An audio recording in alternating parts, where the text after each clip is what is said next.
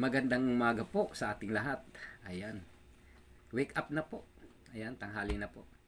So, kumusta po ang yung New Year resolution for this year 2024? Ayan po. So, marahil po ay marami po tayong pinagdaanan for the past year 2023. Subalit po ay iwanan na natin yung year 2023. Baguhin natin ang ating pananaw na po.